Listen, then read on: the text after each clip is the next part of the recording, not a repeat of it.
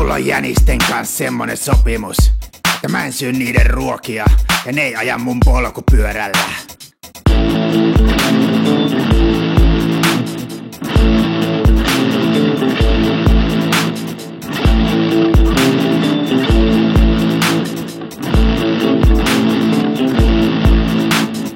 Mä haluan pitää huolta mun terveydestä. Ei niistä kasviksista vaan saa kaikkea tarvittavaa.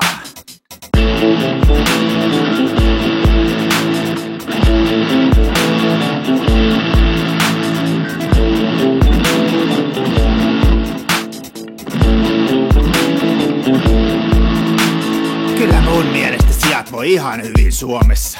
Se on kaikkeen etu, että ne voi hyvin.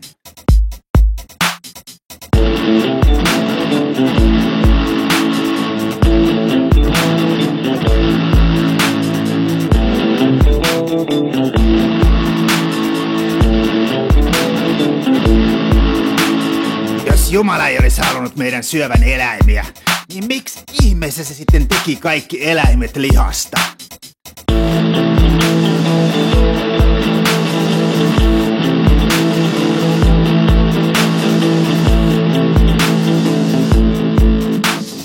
Kyllä ihminen vaan on peto luonnostaan. Näkehän se jo hampaistaan.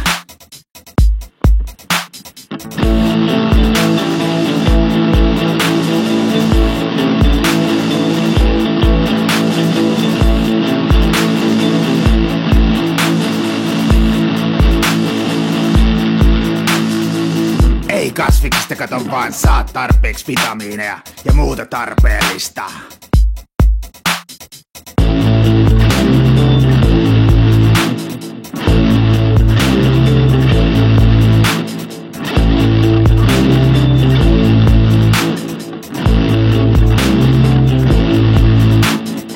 Lihasten kasvuun tarvitaan proteiinia, ja se on vaan niin, että lihassa sitä proteiinia on.